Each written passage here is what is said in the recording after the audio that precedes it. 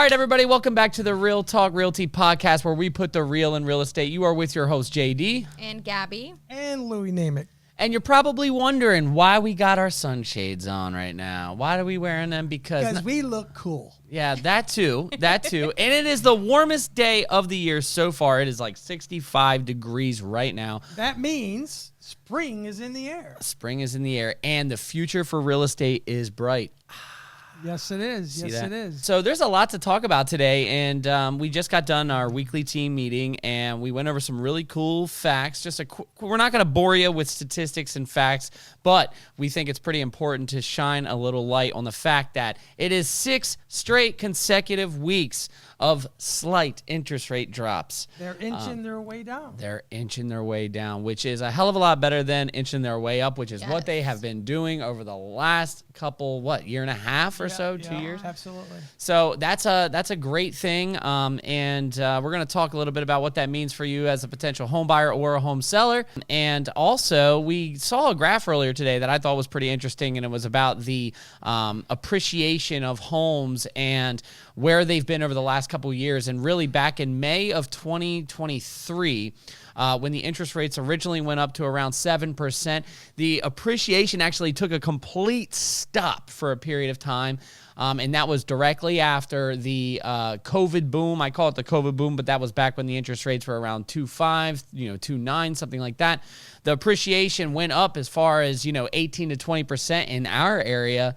And now it's back to the normal, which is right around the 4 to 5% a year, which is great because it's showing a little stabilization in the market. And as a consumer buying a home, now you know that it's moving in the right direction, that you're going to be gaining equity at a normal rate. And that's a lot better than buying a house and it not doing anything for a while. Along with that, the interest rates are inching their way down, but prices are not stopping to increase. They're slightly increasing little by little, not as much as it did a year and a half ago, but they are inching up. Which is actually, I don't care who you are, it's good. Okay, that's a good thing because what had happened a couple of years ago was not normal. That was like, it was a very difficult time for so many home buyers, and especially, even for the people that were selling a home, right? They're selling their home for an astronomical amount, and then they're going to go and buy an astronomical, home, that costs a lot of money. So that's a good thing. But we have a lot we want to talk about. Let's start. I wanted to kind of change gears a little bit with this episode, and we don't really talk too much about personal successes, but I think it's nice to shine a little light and hope in the real estate market, especially for other agents and the consumers as well, that there is a light at the end of the tunnel. So why don't you start us off, Louie? Tell us a little bit about what you're experiencing in the market right now and some of the wins that you're seeing and what you're seeing change and what's going on in your world. Well, January, believe it or not, started off with a bang. It was busier than I thought. I have a lot of deals going on from January. And now that the warm air is coming and the bright sunshine's coming, I got people coming to me asking me, about selling their house. They need to buy a house. Our market is such here that there's always somebody moving and going. And one of my neighbors came up to me and said, "Hey, Louie, we're building a house in North Carolina, and we need to sell our house." So I went over, did a CMA. What's a CMA, Louie? Let's talk to the public. CMA is a comparative market analysis. So we take examples from sold real estate around the area of the subject house, and then we come up with a perfect price to put on the market. It can't be too low. It can't be too high. It has, there's a sweet spot there. You have to have that price just right. Yep. So I went over there, and we went over the numbers with him, and he signed, and we're going to put it on the market. Woo! Bada bing, bada. Where's that applause button? Hit that applause button. Hey, good job, Louie. That's awesome. But that's not the real applause. Oh, let's hear it. So the big win is that I found a buyer. One of my fellow real estate agents at Keller Williams said, "Hey, Louie, you have any Vanderbilts for sale in your neighborhood?" And I said, "Yes, I do." So, but it's coming soon. It's coming soon in the market. But if you want to get your client in there before everything hits the fan, let me know. And they called me, and the client went over there. We sold the house off market, 0 days on market with 10,000 over asking. That's amazing. Wow. That is amazing. Yeah, and for this market, that is amazing. So things are picking up in our neck of the woods. That brings me to a wonderful point. And before we get to Gabby's awesome wins, because I know she's got a ton of them, that was a perfect scenario right there. That's a win-win for the buyer. That's a win-win for the seller, right? Because the seller, has a desired amount that they want to get for the property. And correct me if I'm wrong, Louis, but I think that when that transaction happened, they initially offered you $5K to take their offer, $5K over list to consider their offer before you hit the market. That's correct. Yeah. That's correct. So they did give us an offer, and it was 5,000 over asking. And I called the agent right away, and I said, listen, I just want to be honest. $5,000 is really not a whole lot of money to keep my clients from putting their home on the market. Not enough incentive. Not enough incentive. So they agreed to 10,000. My clients agreed to 10,000, and we are under contract and closing on Friday. And that's two parties that are completely happy, right? Yeah. The seller got to get their property under contract without having, 25 different families walk through their property, the stress of having showings, leaving the house, all these things. And then you have a relationship, and because we're a part of Keller Williams, the amazing Keller Williams, especially here in Frederick at the Realty Center, and you were able to make a deal with somebody in our office where both sides won. Absolutely. And I have another listing in my neighborhood, and that seller, who's my neighbor and friend, said, hey, I had a realtor, but I had to choose you. And she said, the only reason I chose you is because every time I see one of your signs go up in the neighborhood, it sells like that. Yep. And lo and behold, it didn't happen again. Yeah. Yeah, so it's good. That's good. amazing. Louis is like a perfect example of somebody who really took advantage of his geographical location and where he was, and he marketed it in a way to where he's got his entire neighborhood on lockdown. I mean, that is the way to do it. If you can do it, Louis has got a presence in that neighborhood, and that's not the first time that somebody has reached out and chosen you as their realtor based off of you just strictly doing business in the neighborhood. Right. I get a good example for that. So you go to church, right? Whoever goes to church, you're a certain way in church. Mm-hmm. Some people are different out of church. Right. Which is not good. Right? It's not good. That being said, I'm a realtor, and I'm a realtor who lives in East Church. Mm-hmm. So I talk to all my neighbors. I help all my neighbors. Yeah. I'm friendly with all my neighbors. If somebody calls me and asks me they need something, I'm there. If somebody posts something on Facebook page asking this and that, I tune in and tell them. You have to be present. So what you're saying is it's not a bad idea to be neighborly? That's correct. Oh my gosh, what a concept in 2025. Be a good neighbor to your neighbor. Yeah, exactly. It seems like a lost art form over the last several years, That is so true. That is so true. Somehow, this is a funny story about me. Somehow I ended up the HOA president of my community, which is just, a lot of you are laughing. You're watching this, you're laughing right now. It is kind of crazy. You, the president of your HOA board? I know. I'm telling you. I bought a house. The guy who I bought the house off of, he was the HOA president, and he asked if I was interested. And I was like, ooh, I don't know. What do I have to do? He's like, listen, the guys come to mow the grass every 2 weeks. You just cut them a check. I'm like, oh, that's it? Well, the next thing you know, I'm holding HOA meetings, and I'm hoping nobody comes. Everybody comes. So that forced me to be neighborly. Now my dog, I have a dog named Meadow, and she runs the neighborhood. We don't have a fence. We have about 2 acres. But every now and then she likes to decide that 2 acres is not enough, so she runs around the cul-de-sac and goes everywhere else. She's your marketing. Yeah, she gives me a reason to go talk to people, but thankfully everybody in the neighborhood loves her. She's an absolute gem. Be neighborly. Be like Louis. Be neighborly. Hey, that just goes to show you that this business is all about relationships. Yes. It really is. It is about relationships. Yep. And it's about, you gotta care. You gotta care. You can't fake care. No. Right? No. Because people will pick up on that a mile away. You have to genuinely care their wants, their needs, and that's what we try to do over here at the Crop Team is really, and that's why every time we get a buyer, we do a real buyer consultation. We're really figuring out what you need for your family, your situation, and then we do our best to get you that. And we must be doing something right. I think so. Because at our meeting today, our weekly meeting, Rob said, I won't be here this afternoon. I got to go to Columbia. And we all asked, what for? It says, well, our team won an award. A state award. A state of Maryland award. Yes. Yeah. We don't know what the award is, but it has to do with our real estate team. Yeah. And we wouldn't be getting awards if we were not genuine and really treating people the way they have to be treated. Absolutely. And it must be pretty cool if they're making him drive up to Columbia without even telling him what it is. Yeah. Absolutely. So that's yeah. all. And we have our award ceremony.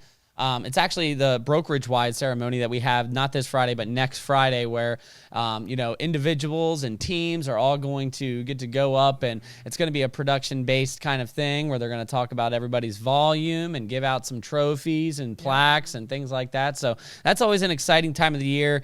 Not that we need it, but it's nice to have some validation, especially from your uppers showing you that, hey, and you know what's crazy? We talk about this all the time. 73% of people with a real estate license in the market did not sell a house last year. So it's really nice to go to these things and actually see where you line up with some of these top producers in the area. Yeah. And we've been killing it year over year. We have. Yeah. We have. Speaking of killing it, what about your wins, Gabby? So I actually have quite a few, I do. So I have 5 under contract right now. 5 under Hit contract. it, Louie. Yes. Oh my goodness. Yep. That's it. And I have 4 listings that are active right now. One that is coming, or 2 actually that are coming soon. One hits the market in Pennsylvania Friday, and then the other one hopefully will hit the market sometime next week. I just don't have an exact date So yet. question, what are you doing to be generating that kind of business? So honestly, a lot, I will say, out of all the deals that I have right now, they are all referrals. Wow. From past clients. Wow. They, post like a review on their page about me or a picture, our closing picture. And I've had all their like family and friends reach out, and it's just word of mouth. Like they hear about the good experience that you provided, to their friend or their family member. And then they just reach out to me and say, hey, I heard you helped X, Y, and Z, and she had a great transaction. She was able to get money and blah, blah, blah. And then, that's You're when missing they'll the reach part out. where she just closed a deal yesterday, and she had a big red ribbon out front of the house, okay? And she gave her new homeowners a TV For free? for free. For free. Yes. Wow. See, that's the thing. Like, I know, Louie, like, we've talked about this. I don't just do it for the money, right? I like to give back to my clients. I like to be able to serve my clients. Like, I want your experience to be one that you remember. Right. A lot of agents will just, get you under contract, go to closing. Some don't even go to closing. They'll just collect their check and that's it. You never hear from them again. There's no experience. Like, you, especially agent, like being an agent in this industry, you have to be able to stand out with so much competition. Right. So That's so true. You know what makes this even funnier? Okay, well, because Gabby's always been really, really good with her clients and taking care of them well after the sale. It's one of the things that's definitely stood out about her for a long time. But this was actually particularly funny. We're in a team group chat, and she messaged the group chat and asked like 3 different variations of the same question. How can I stand out was the main question. And everybody was throwing out some of their, opinions and whatnot. And then next thing you know, she's got a freaking TV. She's giving out a TV. So it's like, she just goes 0 to 100 real quick. That's what she does. Yeah. I think I responded to her, and my response was sending her a website where you can get a bottle of wine with your label Yeah, I on saw it. that. She said, you know what, the hell with that. I'm The just hell getting with him a that. TV. We're just gonna get a TV. I'm like, you know what? Let's get a cool little experience. I bought one of those big scissors on Amazon, and then a little red ribbon thing. And She spent half the commission check on supplies for this damn video. Well, But listen, that's how much she cares. That's how much she cares. So that's something that I did on that. A lot of people saw it, and Yeah. I was talking about it in our meeting today. That was yesterday, right? We closed on that property yesterday. And since then, I've had so many people that have saw that video, and they reached out to me like, hey, I'm interested in getting a house. Can you walk me through the process? Can you you're go going to over have it? to get a line of credit to buy these TVs. You're going to have to get a partnership with Samsung. Maybe we shout them out in this video for a discount. Right, exactly. Discount code.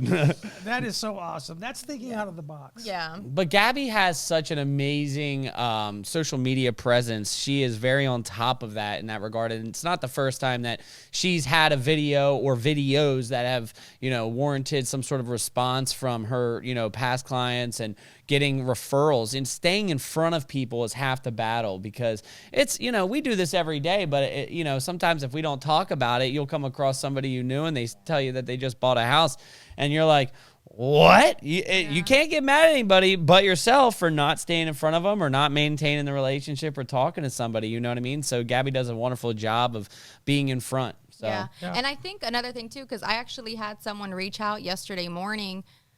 Again, another referral, but this one, she closed with me last February.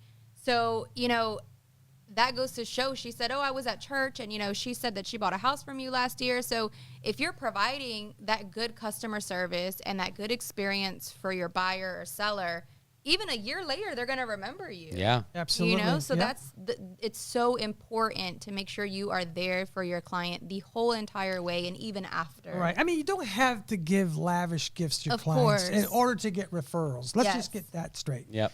But the most important thing you can give a client is that excellence in customer service. Yeah. It sets you apart from a lot of agents. Yeah. Right?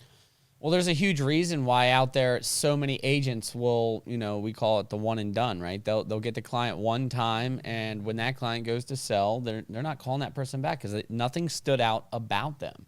Maybe they never checked back in to see, how the house was, or if they needed help with connecting to contractors or whatever else. And that's one thing that really makes our team stand out apart. We do so much that is aside from the actual transaction itself.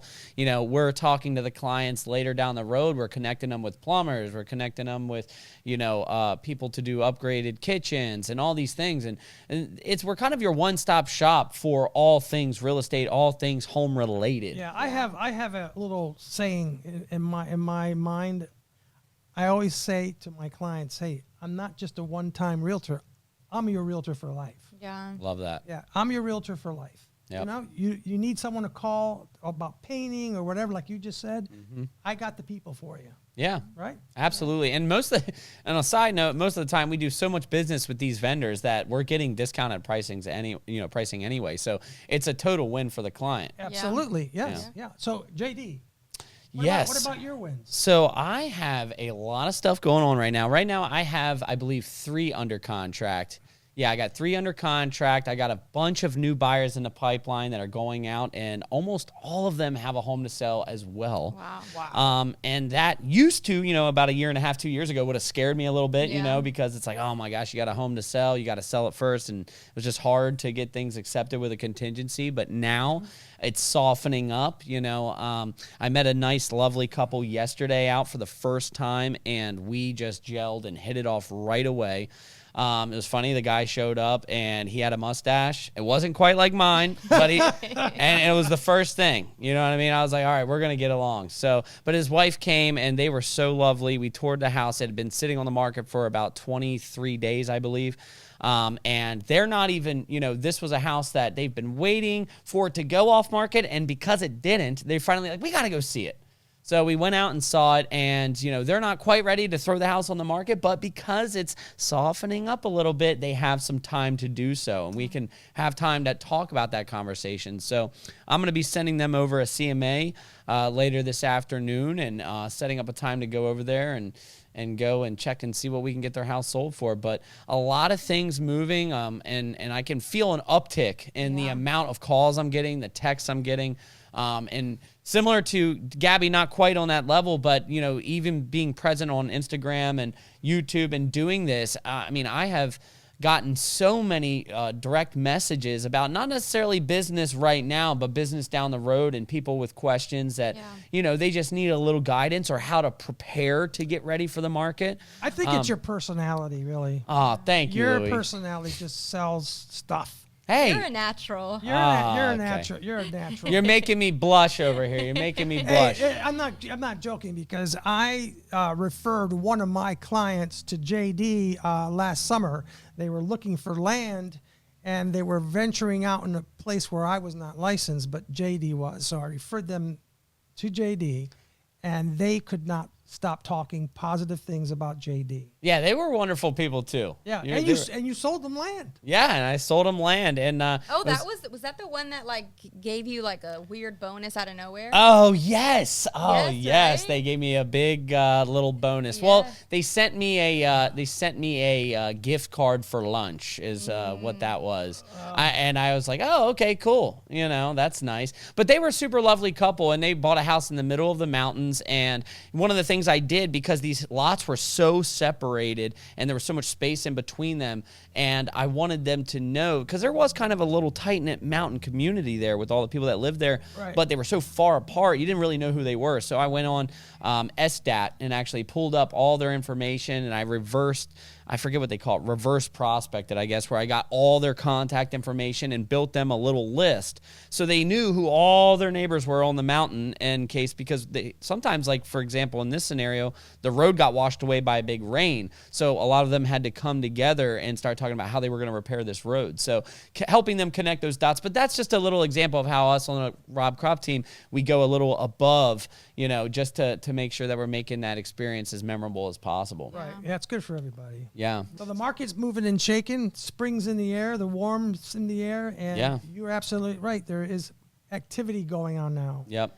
I think we're going to have a really busy 2025. I think so too. And as it's picking up, do not be one of those sellers or buyers who wait until July and August. Those are the busiest months Yep. in real estate.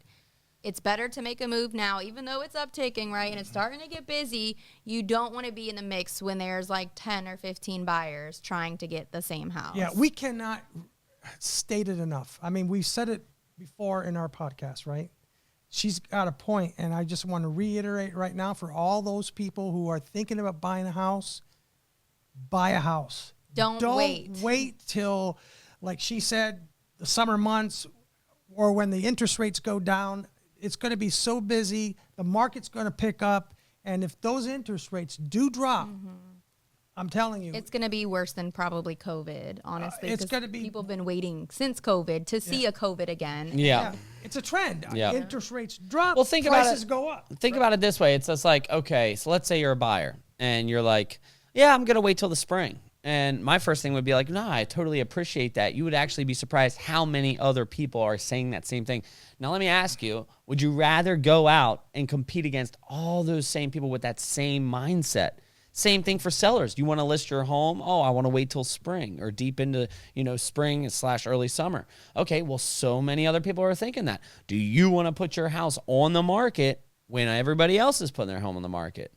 Same thing. So, like Gabby said, waiting can cost you. There's graphs. There's all kinds of statistics we could bore you with, showing you what happens when you wait. And it's just not the best, move Yeah, to well, make. every single day now, one of my clients who is listed with me in our neighborhood texts me every other day and says, Louie, there's a house around the corner that's for sale. Is that going to hurt me? No, that's probably going to help you. Don't worry. Yeah. Don't worry. So everybody has their worries, right? Yeah. And when you see all these houses going up for sale and the market getting busy, that's when you are thinking to yourself, maybe I should have put it up for sale a little while ago. And we were just talking about something to kind of go along with this. We were talking about the situation that we're seeing right now with some people losing their jobs. And, especially you're going to see the impact in like the DC market. Not so much, not as bad up this way, but specifically in the DC area, people are losing their jobs. They're putting their houses up on the market. But that's the negative side of things, right? That's the negativity that you're seeing. Everybody looks at the negative. They don't look at the positive, right, JD? Yep, exactly. And that's why I wanted to bring up the fact that as at the same time that all of this is happening, there is also a massive amount of people out there who have been working remote that are now being told by their companies that they need to be back in the office. And what does that mean? It means that people are going to be moving back into the area. I know people personally whose jobs are based out of Northern Virginia, or they're based out of DC, and they have moved into the mountains of West Virginia, or they've moved somewhere by the ocean or the beach or whatever. And now they're having to come back. It kind of sucks in a way because they locked in those 3% interest rates, right? And now they have to leave those and come back up closer to their job, or they just have to find a new job. But what it means for you as the consumer in the real estate market is that, especially for people that are selling, right, because they're really worried about everybody else selling at the same time, you got to keep in mind there are going to be more buyers actually coming back into this market, because we do live in one of the most resilient markets in the entire United States. That's so true. Between the 270 corridor, all the government jobs, all the federal jobs, researchers, and also, there's a huge, just here in Frederick, there's a huge biology community, and there's research centers. Fort Detrick. There's just so many moving parts here in this area. That's why even in the 2008 crash, everywhere in the country was affected. Nobody was not affected during that crash. But we were a lot more resilient than, say, the Midwest and other areas of the country. We were able to we rebounded relatively quickly than, if you compare it to a lot of other places in the country. That's so true. That is true. But we just wanted to say thank you so much for joining us on this lovely day here. Like I said, it's 65 degrees. Gabby's got stuff to do. Louie's got stuff to do. I got stuff to do. We hope you all have an amazing week, and we really look forward to seeing you next week. We actually have a lineup of special guests coming on, some wonderful people. We have some lenders coming on. We have getting our title company, Friends Title, to come on here. So we're just trying to nail down a date. That's going to be excellent for you guys to tune in, because a lot of you, it's a thing that nobody talks about, right? You go to buy a house and then you have a title company. What's a title company? Right. So they're going to explain what they do and how they protect you and your investment. And we're really looking forward to sharing all that with you. So just remember, we want for you to love where you live. Exactly. So reach out to us if you're in the market to sell or buy, and we'll be there for you. Absolutely. Have a wonderful week, everybody. Bye, See ya. guys. Ciao.